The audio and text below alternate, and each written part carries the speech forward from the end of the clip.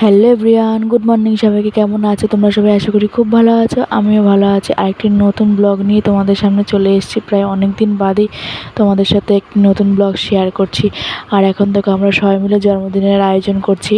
আর এই ব্লগটি হচ্ছে রাখি পূর্ণিমার দিন রাতের বেলা আমরা সবাই মিলে জন্মদিনের আয়োজন করছি। জন্মদিন হচ্ছে আমার কাকা শ্বশুরের দেওরের জন্মদিন। ওর বাড়ির সবার থেকে ছোট, আমাদের সবার ছোট ভাই, তো ওরই জন্মদিন ছিল সেদিনকে। আর সেদিন রান্না হয়েছে রাইস আর আলুর দম। আমার ছোট ননদ মানে আমার ছোটদি রান্না করেছে, খুব ভালো রান্না করতে পারে। তো সেদিনকে রান্না ওই করেছে, আমরা সবাই জোগাড় করে দিয়েছি, তো ও রান্না করেছে। আর এখানটা রাইসটা দেখো ঢালতেই পারছে না, হাতে ভাব লাগছে, এই জন্য ঢালতে পারছে না।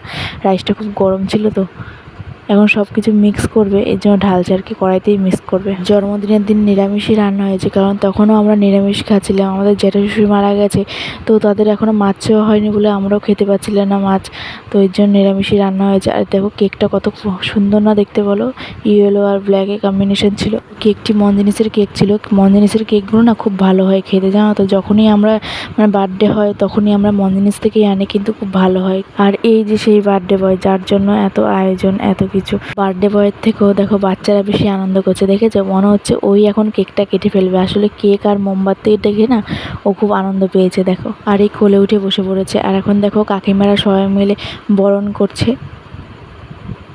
আর পায়েস খাওয়াচ্ছে। এটা তো সবার মধ্যে হয়, একটু পায়েস, একটুখানি কেক, বার্থডের সময় আর কিছু না হোক এই দুটো হলেই অনেক। আর আমার এই ব্লগটি তোমাদের কেমন লেগেছে অবশ্যই আমাকে কমেন্ট করে বলো। আর ভালো লাগলে অবশ্যই চ্যানেলটিকে সাবস্ক্রাইব করে দেখতে থাকো পুরো ব্লগটি, আশা করি তোমাদের ভালো লাগবে।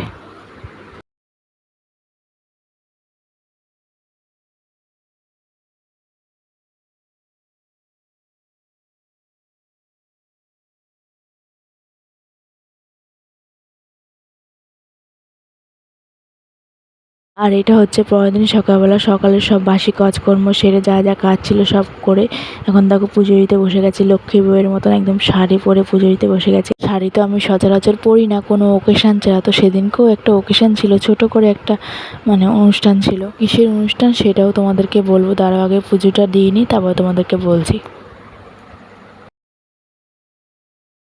আর সেদিন ছিল মাছ ছোঁয়া, অনেকদিন পর আমরা সেদিন মাছ খেতে পারবো। মানে ঘরে ঘরেই অনুষ্ঠানটা হচ্ছে, বেশি লোকজন বলেনি। তো আমাদের বাড়ির যে কয়জন আছে সেদের কয়জনকে নিয়ে আর কি মাছটা ছুঁয়ে দিচ্ছে। তো মাছ না ছুলে তো আমরা মাছ খেতেও পারবো না। আর হ্যাঁ, অনেকের মধ্যে অনেক নিয়ম আছে, তো আমাদের এইটা নিয়ম, তাই এটাই বললাম আর কি তোমাদেরকে, যেটা সত্যি সেটাই বলছি। আর দেখো দুই বান্ধবীর অনেকদিন পর দেখা হয়ে গেছে, তাই কোলাকুলি করছে। আর যেহেতু বয়সও হয়ে গেছে, কেউ কারো বাড়ি যেতেও পারে না, তাই অনেকদিন বাদে দেখা হয়ে গেছে, তো তাই দেখো দুজন মিলে গল্প করছে, কোলাকুলি করছে।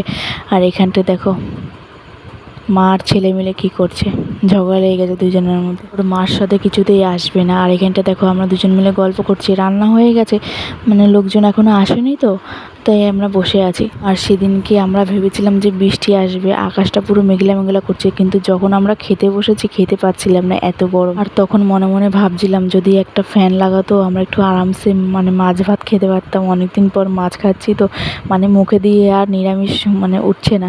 আর দেখো রাতের বেলা একটুখানি তালের বড়া ভাজছিলাম। আর এই সময় কে কে তালের বড়া খেয়েছো অবশ্যই আমাকে কমেন্ট করে বলো। সামনেই তো জন্মাষ্টমী, জন্মাষ্টমীতে তালের বড়া না খেলে হয়?